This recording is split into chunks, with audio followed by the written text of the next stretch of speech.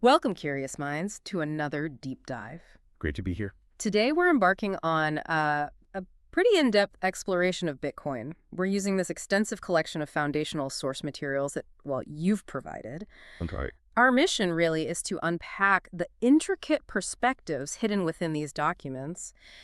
Looking at Bitcoin's underlying tech, its role, its evolving role in the global financial landscape, and the ambitious visions for its future. Exactly. And our goal isn't just to, summarize. It's to really extract the most profound insights. We'll examine Bitcoin's fundamental characteristics, the significant challenges it navigates, Yeah. and its grand aspirations, all is presented through, well, the collective voice of these materials. Right. And you'll find there's a remarkably consistent and detailed narrative woven throughout. It really champions Bitcoin's unique vision and potential. The tone is very clear, quite assertive, actually. Okay. We're here to give you, the listener, a comprehensive and deeply informed picture. And prepare for some genuine insights, I think, because we're going to dive into how Bitcoin isn't just trying to revolutionize money, Right. but according to these sources anyway, it's arguably already doing it. We'll dig into the compelling reasons it's often called digital gold, and maybe even more interesting, what some of the biggest institutional players, The big names. the big names in finance are actually doing with it, like right now. By the end of this, you should understand not just what Bitcoin is, but why its proponents, as expressed in these sources, are so convinced it's laying the foundation of the financial systems of tomorrow. And just to reiterate, for clarity here, the speaker whose position we're analyzing isn't like one person. Right. It's the unified perspective across all the provided source material. This collective voice offers a really coherent and powerful narrative about Bitcoin. It consistently conveys this strong conviction in its transformative power. Got it. We'll be channeling that perspective throughout our chat today. Okay, all right, let's truly unpack this revolutionary idea then. These sources, they present Bitcoin as something, well, much more profound than just a digital coin. So when we talk about its core identity, how does it fundamentally define itself? Yeah, the materials are exceptionally clear on this. They portray Bitcoin as and I'm quoting here, revolutionary technology, an economic experiment, and a global movement rolled into one. Wow, okay, that's quite a statement. It is. And it suggests it's not just hyperbole, right? It suggests Bitcoin goes beyond mere technical innovation. It represents a fundamental shift, launched back in 2009 by, the mysterious Satoshi Nakamoto. So mysterious. Still mysterious. Its foundational premise, as described, is to be a decentralized alternative to traditional money. Decentralized. Keyword. The key word, operating entirely without governments, banks, or middlemen. Right. This immediately signals a profound conviction in its disruptive potential. It's framed as a direct, deliberate counterpoint to the established financial order. A real challenge. A real challenge. It's positioned as the very first successful application of blockchain technology, the sort of pioneering force that made this whole crypto space even imaginable. A first mover. Exactly. Presented as a true paradigm shift in how we even conceive of and interact with value. That's a powerful assertion, cutting out governments, cutting out banks. The core challenge then, I think, for many people, is understanding how. How does it achieve this radical decentralization? What's the mechanism? Well, what's truly fascinating here is the unwavering emphasis on decentralization. Yeah. It's positioned as the defining characteristic, not just, a feature. Right. The sources explain that this is maintained by a distributed network of computers worldwide. Okay. So just imagine thousands upon thousands of independent computers all running the same Bitcoin software, verifying transactions, maintaining the ledger, all at the same time. Like a global team effort, almost. In a way, yeah. And this setup is crucial because it inherently prevents single points of failure. Ah, okay. No central hub to attack.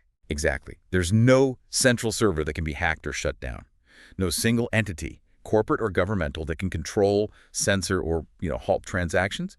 This distributed, redundant architecture operating 24/7 is foundational to what the sources call its trustless system.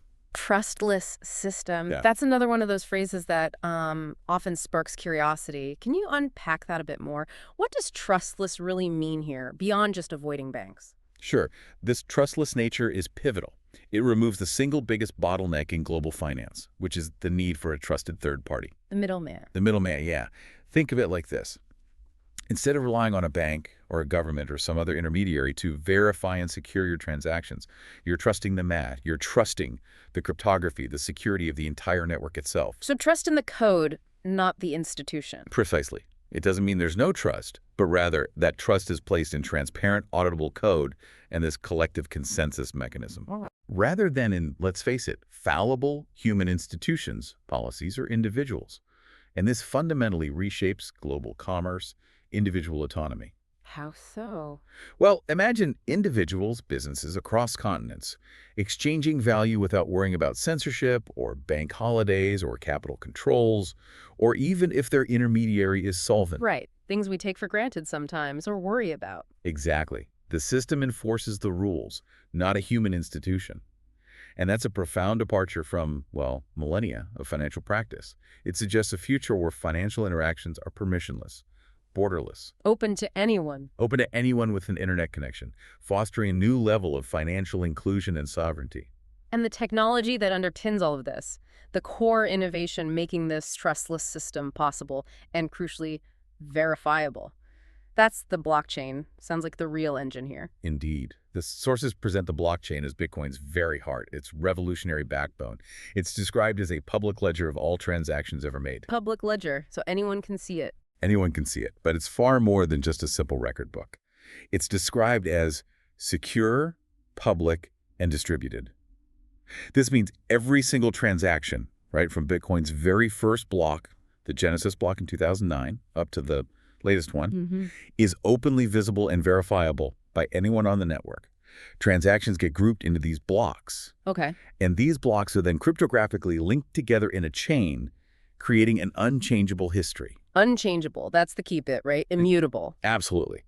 The chain extends backwards in time, and any attempt to alter a past transaction, say, change who paid whom 5 years ago, well, it would require redoing all the subsequent blocks added since then. Which sounds difficult. Practically impossible, given the network's scale and the computing power involved. So it's not just a digital file. It's this constantly growing, verifiable, and tamper-proof record.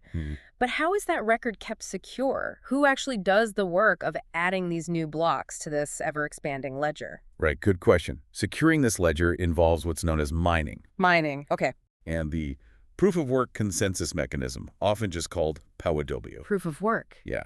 So miners, these are individuals, or more often now, large operations with specialized computers. They operate globally.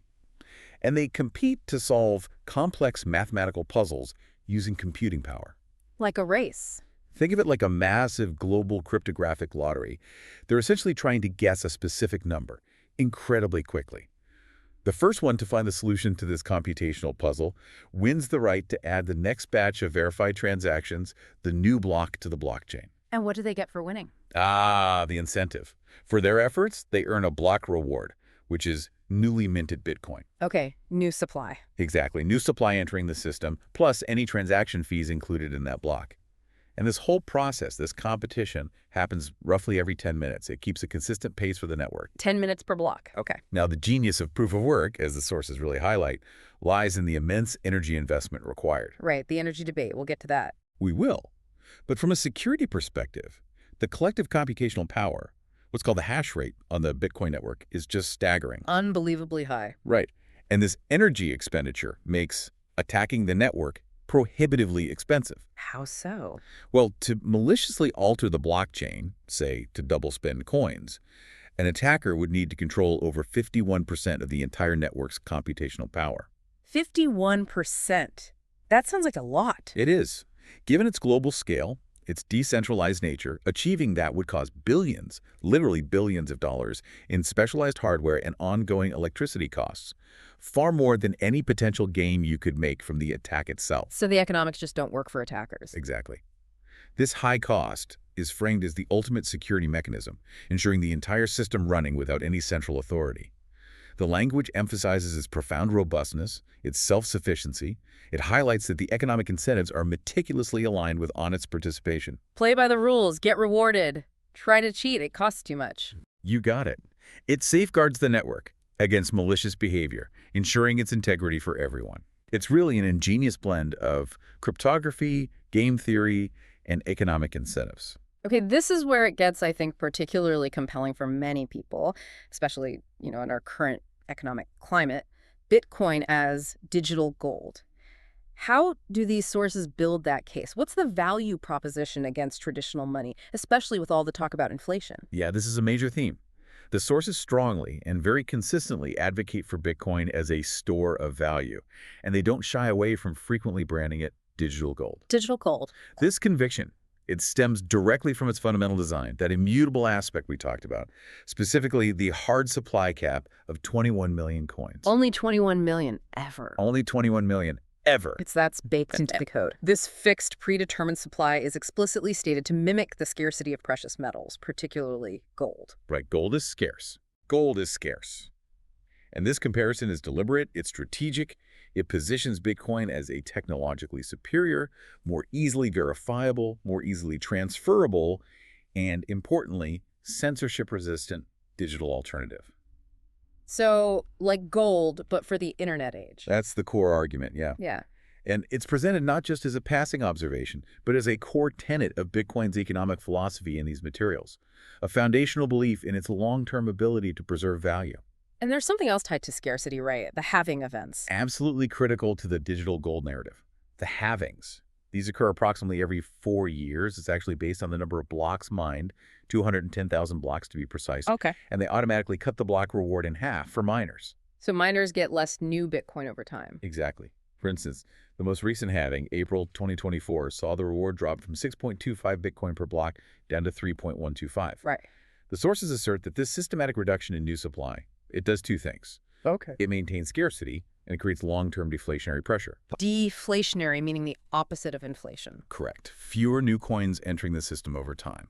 And historically, these halving events have consistently preceded significant price increases. The argument is reduced supply meeting steady or growing demand pushes the price up. Makes sense economically. Supply shock. A programmed supply shock, yeah. And this predictable code-enforced scarcity is then sharply contrasted. And the sources do this deliberately with fiat currencies that can be created at will by central banks. Ah, the money printer argument. Exactly. This comparison implies a profound, direct critique of traditional monetary policy, where the supply of money can be expanded seemingly arbitrarily, potentially leading to currency debasement, loss of purchasing power for everyday people. So it's presented not just as like another financial asset, but as this immutable code-driven response to government money printing and the inflation concerns many people have. It sounds almost philosophical. It absolutely is. The sources use quite assertive, sometimes, emotionally resonant language to drive this point home. They state, Bitcoin offers an alternative that can't be diluted. Especially, they say, in an era of trillion-dollar government deficits and persistent money printing. Strong language. Very strong. It's increasingly viewed as a hedge against inflation and fiat debasement, with its code as its law. Code is law. That phrase again. Yeah, it's potent. It underscores this idea that Bitcoin's rules are unchangeable, they're transparent, mathematically enforced, unlike the discretionary, often opaque policies of central banks and governments. Right. This foundation, fixed supply, predetermined monetary policy, ensures this disinflationary supply curve. It's explicitly designed, according to these sources, to lead to price appreciation over time as demand grows. Interesting. And this underpins a powerful belief in Bitcoin's ability to offer profound financial freedom and true self-sovereignty. How so? The freedom aspect. By directly empowering individuals with direct control over their wealth, without intermediaries.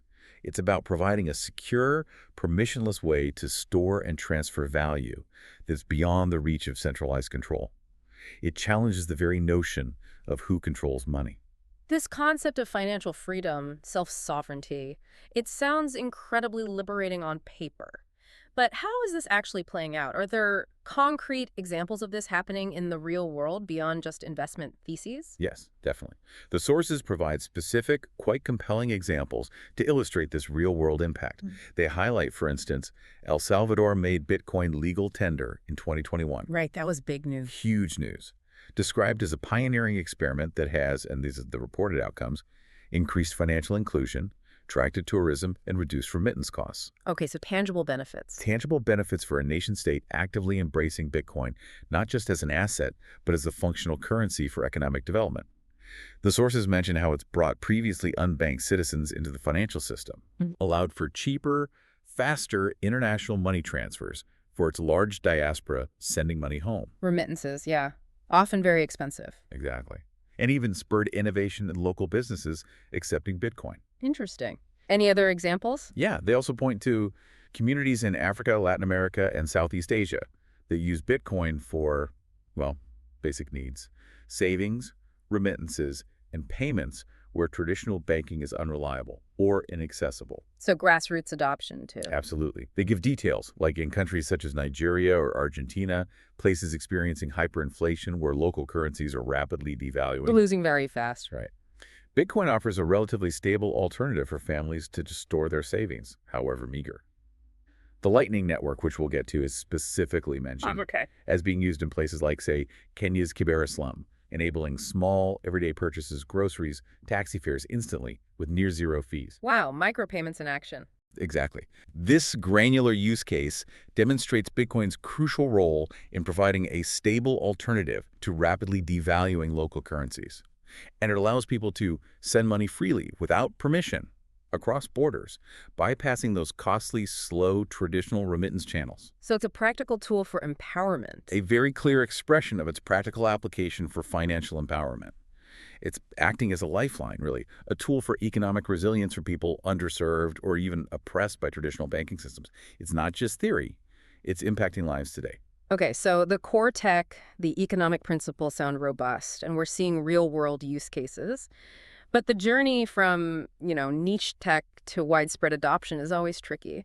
How is Bitcoin actually scaling? How is it gaining mainstream acceptance? The sources mention institutional adoption, which feels like a huge shift. It really is presented as a major turning point in the narrative.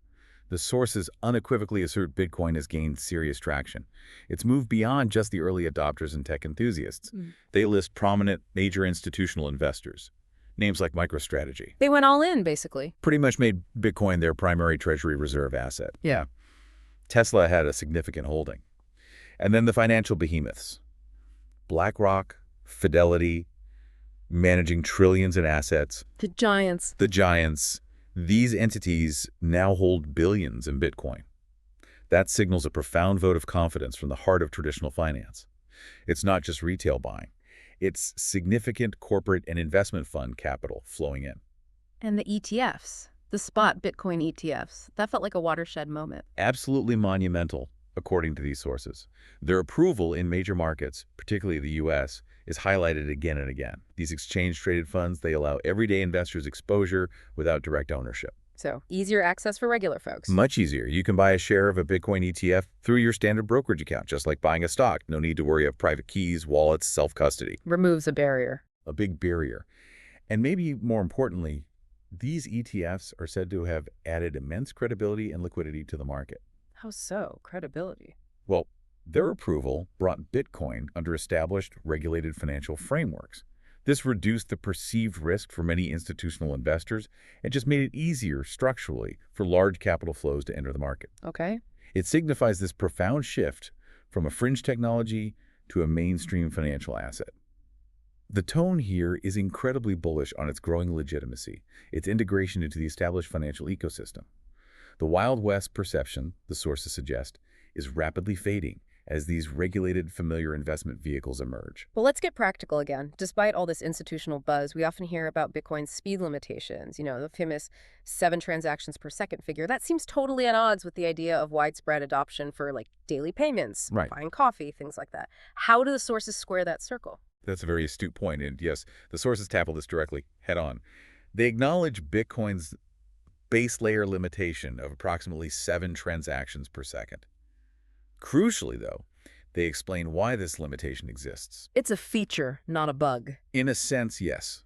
It's presented as a deliberate design choice, made specifically to preserve decentralization and security.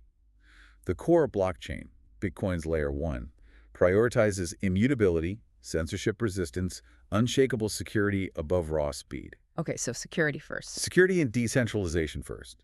It's designed primarily as a highly secure settlement layer for large value transfers, not necessarily as a micropayment rail for every single cup of coffee. Right, but then how do you buy coffee with it? Ah, that's where the innovation comes in. They immediately present the Lightning Network as the ingenious, essential solution to this scalability challenge. Lightning Network, layer 2, right? Exactly. Described as a second-layer solution that enables instant, near-feeless micropayments. How does that work? Simply. Think of it like opening a payment channel, maybe like a tab at a bar. You and the coffee shop open a channel between you, funded with some Bitcoin. Okay. Then, you can make many, many small transactions back and forth within that channel, buying coffee every day for a month, perhaps. These happen instantly, off the main blockchain. Off-chain, okay. Right. Only when you decide to close the channel, maybe at the end of the month, does the final net settlement who owes what overall get recorded back onto the main Bitcoin blockchain in a single transaction. Oh, so you're not clogging up the main chain with every little payment. Precisely. Small, frequent transactions don't burden the main blockchain. This keeps the base layer lean, secure, decentralized. Meanwhile, thousands, potentially millions of transactions can happen off-chain via Lightning, leveraging Bitcoin's underlying security without overwhelming its main ledger. Clever. Very clever. And this innovation, according to the sources, makes Bitcoin practical for daily payments, from buying coffee to sending remittances across borders in seconds. So it transforms it. It transforms it from just a digital store of value into a viable medium of exchange for everyday use, crucially, without compromising those core principles of decentralization and security. Okay. It's a key point in addressing that common scalability criticism. It shows the technology is evolving intelligently to meet broader needs. It bridges that perceived gap between Bitcoin as secure digital gold and Bitcoin as a practical, scalable payment network, a testament to the ongoing innovation in the ecosystem. Okay. No groundbreaking tech, especially one, challenging the status quo like Bitcoin, comes without critics or its own set of pretty significant challenges. What does the source material identify as the main hurdles, and how does it address them? Yeah, the sources are remarkably direct about the challenges. They present them quite openly, but almost always pair them with a compelling counter-narrative or evidence of an active solution. Okay, like what? Well, the big one, energy consumption. Due to proof-of-work mining, it's explicitly mentioned as a significant, frequently cited concern. They acknowledge it's drawn criticism from environmentalists and policymakers. Right, the environmental impact argument. Exactly. It's a common and, frankly, legitimate point of contention. However, There's a but. there's a but. The sources immediately counter this by stating the narrative is evolving. And for good reason, they argue. They point out that miners are increasingly shifting to renewable energy sources, things like hydro, wind, solar. Seeking cheap, clean power. Right. Often seeking out stranded energy power generated in remote locations that's abundant and cheap, but hard to transport or traditionally underutilized. They cite these compelling estimates, suggesting over 60% of mining now uses sustainable energy sources. Over 60%, that's quite high. It is. And this proactive defense suggests a strong belief that this issue is addressable. It's framed not as some insurmountable flaw, but as a solvable problem the industry is actively, rapidly tackling. The argument presented is that Bitcoin mining isn't just an energy consumer, but it often acts as an energy buyer of last resort. It can help stabilize electrical grids and even incentivize the build-out of renewable energy infrastructure, where it might not otherwise be economically viable. Interesting perspective. Turning a negative into a positive, potentially. That's the framing, yes. They're basically saying, yes, it's an issue, we hear you, but it's being fixed. And maybe it's even becoming a net positive for renewables. What other challenges? Volatility, maybe? The price swings? Yep, price volatility is also acknowledged. Bitcoin is, well, famous for its dramatic price swings. 70–80% drops from peak to trough have happened. Yeah, not for the faint of heart. Definitely not. While the sources concede it was historically prone to significant swings, they strongly emphasize that volatility has decreased as the market matures and liquidity grows. So it's getting less wild over time. That's the argument. They even hint at statistical measures, like the coefficient of variation, a way to measure relative volatility, saying it's declines in successive market cycles. Okay. Meaning, while there are still big ups and downs, the percentage swings are diminishing over time relative to its average value. This indicates a trend towards greater stability. Why would that be? The reasoning given is, as institutional adoption increases, as global liquidity deepens, as the market just gets more sophisticated with things like futures and options, well, the wild swings of its early, less liquid days are becoming less extreme. It suggests a clear trajectory towards a more stable asset class over the long run. And what about regulation? That sounds like a huge unknown, a real wild card that could push Bitcoin one way or the other, depending on what governments decide. Indeed, the sources describe regulation precisely like that, a wild card. They note the very fragmented global landscape. You see some countries welcoming innovation, creating crypto hubs, and others restricting it quite severely or even banning it. It reflects the diverse approaches nations are taking. A patchwork quilt, a total patchwork. The SEC approval of the spot Bitcoin ETFs back in the U.S. is cited as prime evidence of cautious support from a major global regulator. That was seen as a significant step towards integration and legitimacy. Right, a green light, sort of. A cautious green light, yes. But here's where an important distinction comes up, highlighting a philosophical counterpoint.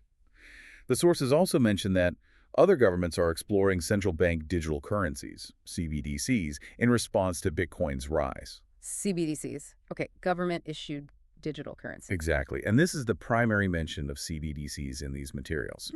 Crucially, it's framed as a governmental reaction to Bitcoin's success, its decentralized nature, seeing it potentially challenging its open access philosophy. So CBDCs are presented as just another crypto, maybe complementing Bitcoin, but more like a different path, a government-controlled alternative, maybe even in opposition. That's precisely the framing.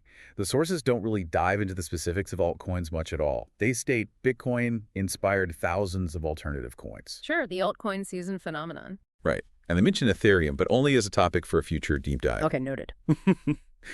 The focus here is overwhelmingly on Bitcoin's unique position, its properties, viewing it as the most valuable cryptocurrency, the foundation for the crypto economy. Got it. Bitcoin maximalism, almost, in these sources. You could say that reflects the perspective, yes. So the discussion of CBDCs isn't about their own technical merits or flaws. It's about their emergence as a response to Bitcoin, representing a centralized, government-controlled digital currency that stands in direct philosophical contrast to Bitcoin's ethos of decentralization and permissionless access. A clash of visions. Exactly. It highlights this ongoing tug-of-war between centralized control and decentralized freedom in the digital finance space. Bitcoin is positioned as the champion of the latter. It frames the regulatory landscape as this dynamic battleground, with Bitcoin pushing for an open global system, while some governments explore these centralized digital alternatives. Okay, given all these challenges, energy, volatility, regulation, but also the tech advancements like Lightning and this burgeoning institutional interest, what does it all mean for Bitcoin's future? What are the overall predictions? What's the final verdict from these sources on its long-term viability and impact? Well, the overall outlook presented is unequivocally bullish, extremely optimistic. Bullish. As of mid-2025, the narrative asserts Bitcoin has crossed $100,000 again and is holding strong. That $100 K mark is used as a significant psychological and market baseline for some really ambitious future price projections. The sources highlight strong conviction in future price appreciation. They quote, analysts projecting prices as high as $200,000 within the next year. Double the current level mentioned. Yeah. Driven, they say, by continued ETF inflows, growing adoption, and the ongoing effects of the post-halving supply crunch. That program's scarcity again. Exactly. And there are even longer-term projections mentioned, anticipating prices of $150,000 to $250,000 by 2026. It paints a picture of continued, pretty aggressive growth. Wow.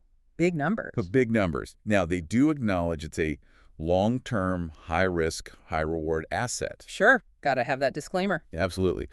But the overall tone suggests the reward potential is significant, and uniquely so, attributed to its unique growth catalysts. What do they mean by unique growth catalysts? It implies Bitcoin has these intrinsic drivers of value that fixed supply we keep mentioning, the network effects, more users making it more valuable, continued technological evolution like Lightning that fundamentally set it apart from other assets, traditional or otherwise. Things only Bitcoin has. Essentially, yes. And the network strength, measured by things like the hash rate and the number of active addresses, is explicitly cited as further supporting this optimistic view. Why are those important? Well, a rising hash rate means more computing power is securing the network, making it even harder, even more expensive to attack. It signals health and security. And growing active addresses suggest expanding user adoption. More people actually using the network, more utility. These metrics provide tangible evidence, they argue, of the network's health and increasing value proposition, bolstering that optimistic outlook. So the message is, risks exist, but the fundamentals and adoption trends point strongly upwards. That's the clear takeaway from these sources. Despite inherent risks, Bitcoin's long-term trajectory is viewed as overwhelmingly positive, driven by its core design and accelerating adoption. Okay, so let's try to distill all this information.